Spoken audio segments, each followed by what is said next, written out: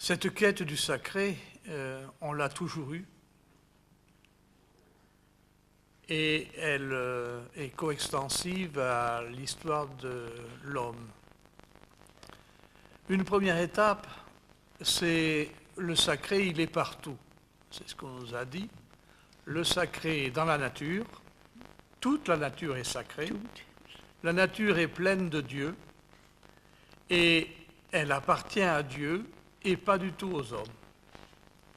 Donc les hommes sont encore dans le paradis terrestre, dans cette période préhistorique qui est avant les civilisations. L'homme avance sur le terrain de Dieu avec précaution, essaie de laisser le moins de traces possible.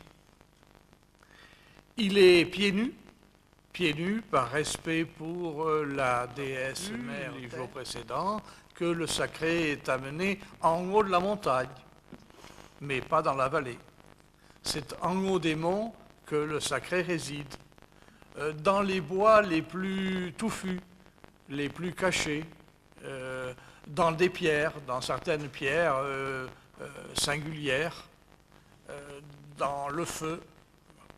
Finalement, d'ailleurs, nous voyons que le sacré se raréfie et qu'on vit dans un monde qui n'est pas sacré. Et puis, le sacré est mis au ciel. Le sacré est chassé de la terre et est envoyé au ciel. Le sacré apparaît donc comme dangereux et c'est tout le thème que l'on répète partout qui est « on ne peut pas voir Dieu sans mourir ».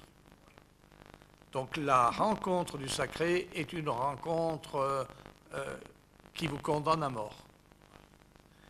Tellement le sacré est rassemblé. Peut-être qu'il est à ce moment-là plus efficace parce qu'il est rassemblé. Et nous avons toutes les histoires que nous trouvons dans la Bible à partir du Sinaï et du tabernacle, de la tente, etc.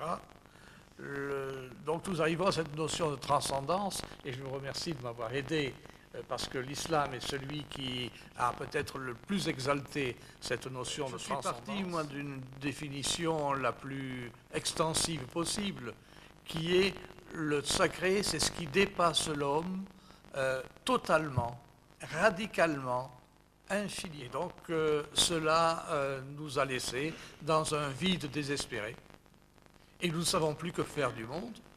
Et dans ce domaine, il faudrait reprendre la phrase de Angelus Silesius qui dit « Si le sacré est dans les églises, alors qu'est-ce qu'il y a dans le reste du monde ?»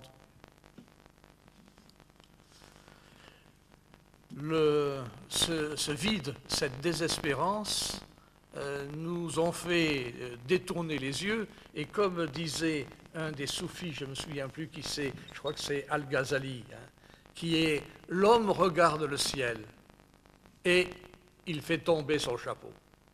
Alors il se baisse pour abaisser son chapeau. Alors je peux arriver à ce que l'on appelle la conscience d'arrière-fond.